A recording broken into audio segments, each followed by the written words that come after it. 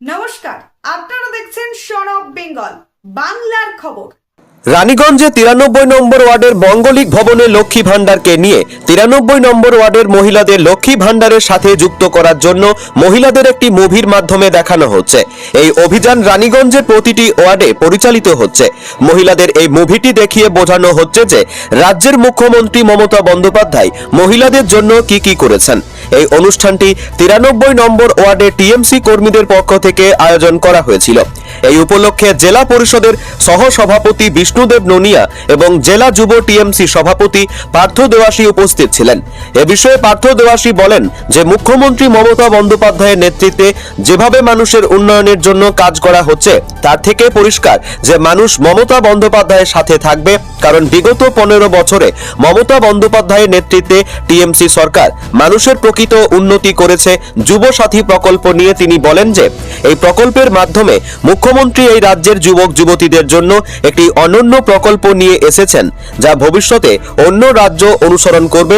তিনি বলেন যে মুখ্যমন্ত্রী মমতা বন্দ্যোপাধ্যায় যা করেন অন্যান্য রাজ্য পরে তা অনুসরণ করে। এরই সাথে তিনি বিজেপিকেও এক হাত নেন এবং বলেন যে বিজেপি একটি ধাপ্পাবাজ দল এবং তারা মানুষকে বোকা বানানো ছাড়া আর কোনো কাজ করেনি। অন্যদিকে পশ্চিম বর্ধমান জেলা পরিষদের সহসভাপতি বিষ্ণুদেব ননিয়া বলেন, যুব সাথী হোক বা লক্ষ্মীর ভান্ডার বা কৃষক বন্ধু, এই সমস্ত প্রকল্পগুলি মানুষের প্রকৃত উন্নয়নের জন্য মমতা বন্দ্যোপাধ্যায় শুরু করেছেন এবং যার ফলে মানুষ সঠিক অর্থে লাভান্বিত হচ্ছে।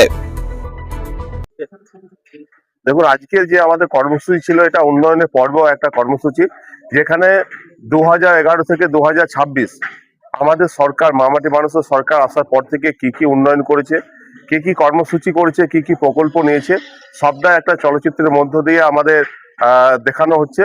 এবং বিভিন্নভাবে আমাদের যে রাজনৈতিক কর্মসূচি, উন্নয়নের সংলাপ, উন্নয়নের পাঁচালীর মধ্য দিয়ে 15 বছরের উন্নয়নটা আমরা তুলে ধরছি।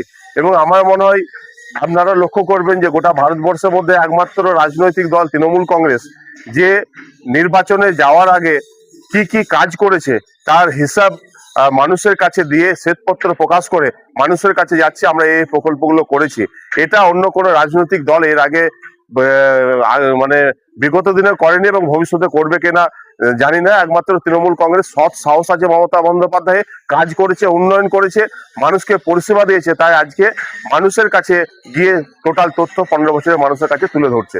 देखा जाए सर, लक्ष्मी भंडार को लेकर कई तरह की राजनीति बातें चल रही है, राजनीति लड़ाई चल रही है। एक तरफ बीजेपी टीएमसी 1500 कर दिया है, दूसरा तरफ बीजेपी कह रही है कि अगर बंगाल पे बीजेपी आ जाएगा तो 3000 कर दिया जाएगा महिलाओं को। इतना तक ये भी कहा जा रहा है कि महिलाओं को लखपति बना दिया जाए।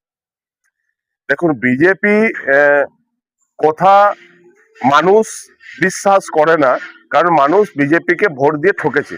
2014 সালে নরেন্দ্র মোদী ক্ষমতা আসার আগে যে একটার পর একটা প্রতিশ্রুতি দিয়েছিল আপনারা সবটাই জানেন, মনে আছেন। সে আবার যদি ঘুরে ফিরে বলি, আমি বেকার দিয়ে কর্মসংস্থানের 2 কোটি বছরে আজকে তারপর নিত্য প্রয়োজনীয় জিনিসের দাম কমানো থেকে শুরু করে 15 লক্ষ টাকা করে প্রতিটি গরিব মানুষের অ্যাকাউন্টে ঢুকিয়ে দেওয়া থেকে শুরু করে বিভিন্ন প্রতিশ্রুতি, একটা প্রতিশ্রুতি নরেন্দ্র মোদী পালন করেছে এমন কোনো কাজ আপনারা দেখাতে পারবে না।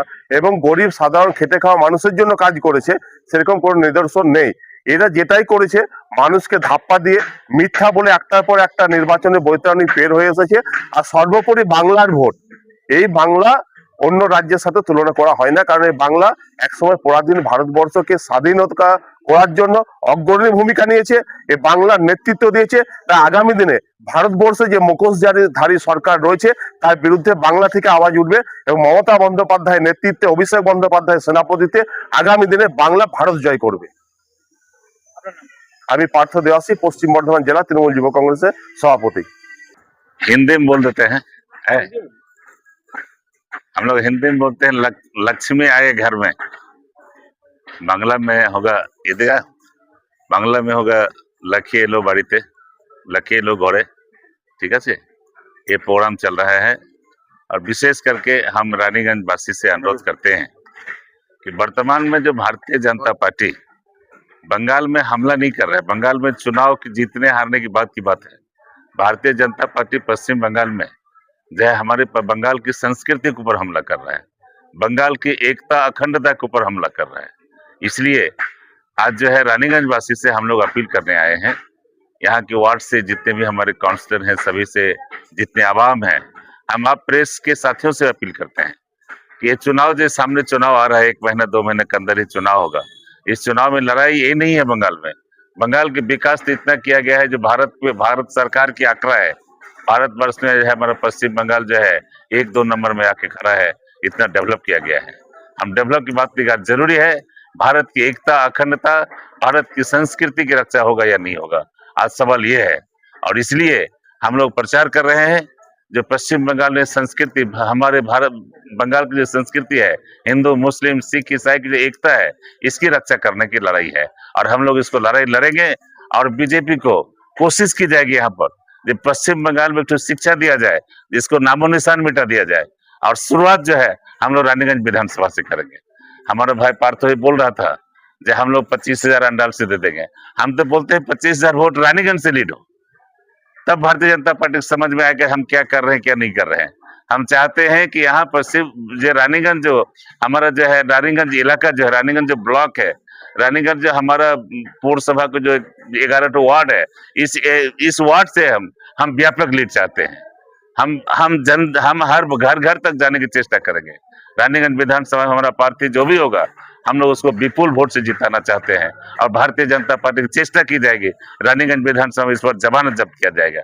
इसलिए इस प्रोग्राम में देखा जा रहा है कि महिलाओं की संख्या बहुत ज्यादा है हर जगह पर हमारी जो है, जहाँ जहाँ भी प्रोग्राम चल रहा है, लखी ये लोग हर जगह जो प्रोग्राम चल रहा है, हर जगह महिलाओं की संख्या ज्यादा है। महिलाओं पुरुष सभी है। अभी आप देख रहे हैं हर ब्लॉक में चला जाइए। तो 1,000 रुपया था, उसको 500 रुपये बढ़ाएगा। हाँ, क्या बोले लक्की भंडार जो बोले, 1,000 रुपया था, उसको 500 रुपये फिर एक्स्ट्रा बढ़ाएगी। अच्छी बात है। हम तो आशा करेंगे आने वाला दीदी और इसको डेवलप करे। एक तरफ तो बीजेपी कह रही है कि अगर बंगाल में बीजेपी आ जाएगा तो 3,000 रुपया कर दिया जाए, और यहाँ तक के नहीं बल्कि लखपति भी बना दिया जाएगा हर महिलाओं। देखिए, बिहार में तो बना रहे हैं लखपति, 10,000 रुपया दे करके डोजर चल रहा है। तो बंगाल में क्या अंजाम होगा सोच लीजिए। बंगाल में क्या अंजाम होगा सोच लीजिए। एक गवर्नमेंट भारतीय जनता पार्टी मिथ्या बोल करके सत्ता में गया है, झूठ बोल करके सत्ता में गया है। बोला रहा है अच्छा दिन ला देंगे, महंगाई कम कर देंगे, 15 लाख रुपया हर अकाउंट में ला देंगे, काला धन दे देंगे, 2 करोड़ को नौकरी दे देंगे। एक तो वादा पूरा किया है, ये एक तो वादा बोलिए पूरा किया है। हम लोग सब आदमी बीजेपी को वोट देने बोल देगा। ये मिथ्यावादी जो है सरकार है, यहाँ भी मिथ्यावादी कर रहा है। बंगाल की जनता कंसस जनता है। बंगाल ने देश को स्वाधीन कराया है। बंगालेर माथा महाराष्ट्र राष्ट्र पंजाबेर ताकत लिए देश स्वाधीन हुए। और इस बार भी बीजेपी को बंगाल से शुरुआत किया जाएगा। बीजेपी को यहाँ सर्वनाश करके अब पूरा हिंदुस्तान में से सर्वनाश करेगा। यही उद्देश्य हम लोग का है। भारतीय जनता पार्टी को समाप्ति के बिगुल जो है हमारा बंगाल से बजेगा। धन्यवाद। নমস্কার, আপনারা দেখছেন সন অফ বেঙ্গল বাংলার খবর। সন অফ বেঙ্গলের মাধ্যমে প্রত্যেকটা খবর সবার আগে আপনাদের কাছে পৌঁছে দিই আমরা। সন অফ বেঙ্গলের প্রত্যেকটা খবর ফেসবুক, ইনস্টাগ্রাম এবং ইউটিউবের মাধ্যমে শেয়ার করা হয়। আমাদের ফেসবুক পেজ, ইউটিউব এবং ইনস্টাগ্রাম আপনারা দেখুন, ফলো করুন এবং শেয়ার করে দিন প্রত্যেক সংবাদ প্রেমীদের কাছে।